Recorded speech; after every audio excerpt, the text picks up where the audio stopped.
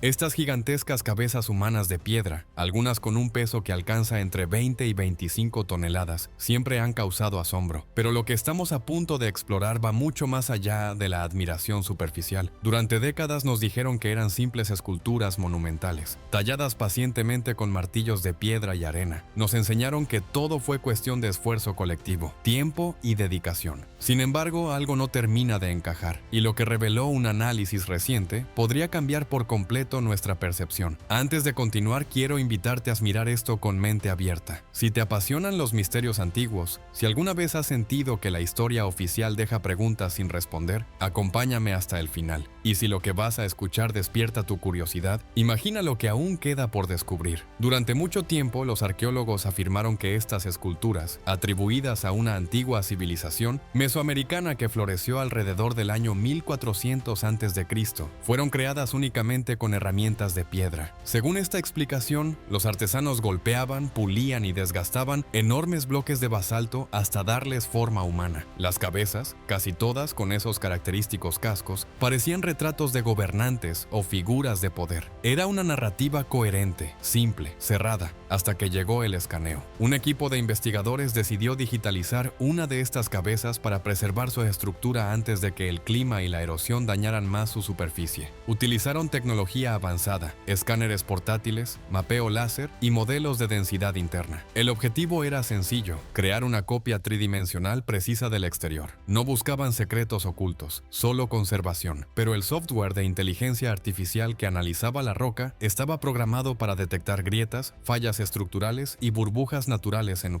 el basalto. Y fue entonces cuando apareció algo inesperado. En el interior de una de las cabezas, el sistema identificó una anomalía, una zona donde la densidad disminuía de forma abrupta. El basalto, por su origen volcánico, puede contener cavidades irregulares formadas por gases. Eso es normal. Sin embargo, esto no era irregular. El modelo mostró un espacio vacío recto, tubular, que recorría el centro de la escultura de forma casi perfectamente vertical. Una línea recta dentro de roca volcánica es inusual. Parecía más bien el resultado de una perforación, como si alguien hubiera extraído un cilindro interno antes o durante el proceso de tallado. Lo más inquietante es que no existe ninguna abertura visible desde el exterior. El vacío está completamente sellado dentro de metros de piedra sólida. Este hallazgo altera la línea temporal aceptada, porque en el periodo en que fueron creadas estas esculturas no existían herramientas metálicas avanzadas, ni taladros de precisión, ni dispositivos de corte sofisticados. Entonces surge la pregunta inevitable: si este espacio fue intencional, ¿cómo lo lograron? Si ese espacio interno fue creado de manera deliberada, entonces la historia cambia por completo, porque eso significaría que la piedra no fue simplemente encontrada y tallada en su forma exterior, sino que fue seleccionada, estudiada y posiblemente modificada antes de que el trabajo artístico comenzara. Implica planificación previa, conocimiento estructural y una intención que va más allá de esculpir un rostro monumental. Y aquí surge otra pregunta inquietante: si existe una cavidad dentro de la cabeza, ¿con qué propósito fue diseñada? Algunos investigadores han propuesto una hipótesis audaz, que podría tratarse de una cámara de resonancia. El sonido desempeñaba un papel fundamental en muchas culturas antiguas. En ciertas construcciones mesoamericanas, cuando se produce un aplauso frente a una pirámide, el eco regresa con un tono sorprendentemente similar al canto de un ave. No es magia, es acústica cuidadosamente aprovechada. El basalto, además, posee propiedades sonoras interesantes. Cuando se golpea, puede vibrar como una campana. Si una escultura de ese tamaño tuviera un núcleo hueco, sus características acústicas cambiarían por completo. Ya no sería solo un monumento visual, sino un objeto capaz de producir o amplificar sonido durante rituales. Imagina una ceremonia nocturna, el eco resonando desde el interior de la piedra, generando una experiencia sensorial intensa para quienes estuvieran presentes. Pero el análisis no terminó allí. En la zona de la mandíbula, el sistema detectó microabrasiones paralelas. Son tan diminutas que resultan invisibles al ojo humano. Sin embargo, su patrón llamó la atención. En la actualidad, marcas similares suelen asociarse con herramientas rotativas de alta velocidad. El desgaste es uniforme, repetitivo, consistente. No parece el resultado de simples golpes irregulares con piedra. Tradicionalmente se ha asumido que estos antiguos artesanos solo disponían de herramientas líticas y abrasivos naturales, como arena húmeda. Con tiempo suficiente es posible lograr superficies pulidas, pero la uniformidad de estas microestrías sugiere un método sistemático, tal vez incluso una técnica que aún no comprendemos del todo. Los los expertos se enfrentan a un dilema. Tallar basalto no es tarea sencilla, es una roca dura y resistente. Un golpe mal calculado puede generar fracturas irreversibles. Para trabajarla con ese nivel de precisión se requiere algo más que paciencia. Se necesita diseño, conocimiento de tensiones internas y control absoluto del proceso. Mientras el debate continúa, otro detalle salió a la luz cuando se analizó digitalmente el rostro de una de las cabezas halladas en San Lorenzo. El sistema aplicó una prueba de simetría bilateral, dividiendo virtualmente el rostro en dos mitades para compararlas. En el arte hecho, a mano, incluso por maestros experimentados, suelen existir pequeñas diferencias entre ambos lados. Aquí, sin embargo, las proporciones coincidían con una precisión asombrosa. La distancia desde el centro de la nariz hasta cada pupila resultó prácticamente idéntica en ambos lados. El arco de los labios seguía una curva geométrica casi perfecta. La alineación de los pómulos y la inclinación del casco mantenían proporciones constantes. En una escultura tallada a mano, sobre una superficie curva y utilizando herramientas de piedra contra piedra, lograr esa exactitud es extraordinariamente difícil. Recordemos algo esencial: cuando trabajas con basalto no puedes simplemente corregir un error. Si retiras demasiado material en un lado, no hay forma de devolverlo. No existe el borrador, ni el relleno, ni el margen de prueba. Cada golpe cuenta. Eso sugiere que los escultores no estaban improvisando. Probablemente utilizaban sistemas de medición, ejes centrales marcados, cuidadosamente, y tal vez plantillas que guiaban las proporciones. Algunos han propuesto incluso el uso de cuadrículas proyectadas con luz solar para mantener la simetría. Puede sonar especulativo, pero sabemos que las civilizaciones mesoamericanas posteriores desarrollaron calendarios sumamente complejos. Los mayas, por ejemplo, empleaban cerca de 20 sistemas calendáricos distintos, de los cuales 3 eran fundamentales para su organización social y ritual. Ese nivel de precisión matemática no surge de la nada. Cuando los investigadores compararon distintas cabezas encontradas a kilómetros de distancia, descubrieron algo aún más interesante. Las proporciones faciales seguían patrones repetidos. La relación entre el ancho de la nariz y el ancho de la boca mantenía una constante específica. No era una coincidencia aislada, era coherente en múltiples esculturas. Esto sugiere un estándar, una especie de código visual compartido. No solo estaban creando arte, estaban estableciendo identidad,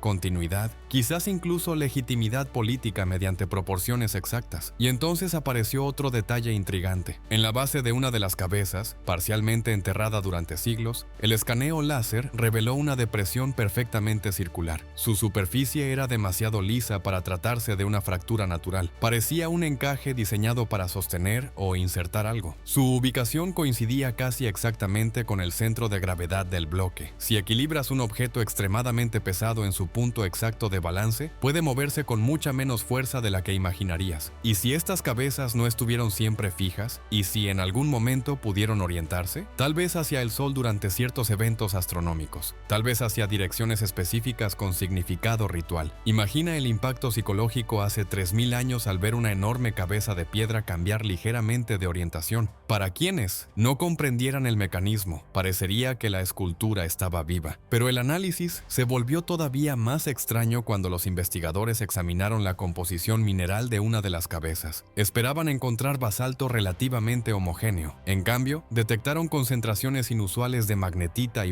hematita en una franja específica de la frente. Estas concentraciones no estaban dispersas de manera aleatoria. Se agrupaban en una banda definida, justo en la zona central de la frente. La magnetita y la hematita son minerales con propiedades magnéticas. En una roca volcánica pueden aparecer de forma natural, sí, pero lo extraño aquí era su distribución focalizada. No aparecían repartidas por toda la escultura, sino concentradas en un punto específico. La probabilidad de que el único sector con mayor contenido magnético coincidiera exactamente con el centro simbólico del rostro resulta, como mínimo, llamativa. Algunos investigadores han planteado que los antiguos artesanos podrían haber identificado previamente las vetas minerales del bloque antes de comenzar a tallarlo. Incluso se ha sugerido que conocían las propiedades de ciertas piedras magnetizadas de forma natural y que tal vez utilizaron ese conocimiento para seleccionar el material. Si esa franja de la frente posee propiedades magnéticas más intensas que el resto del bloque, la escultura interactuaría con el campo magnético terrestre. Y aquí surge otra posibilidad: orientación. Muchas de estas cabezas parecen estar alineadas en direcciones específicas. Si el material respondía al magnetismo del planeta, podría haber servido como marcador geográfico o simbólico. una especie de punto fijo en el paisaje que señalaba algo más grande. Puede sonar exagerado, pero incluso hoy sabemos que ciertos animales, como las aves migratorias, utilizan el campo magnético terrestre para orientarse. Las culturas antiguas, profundamente conectadas con los ciclos solares y las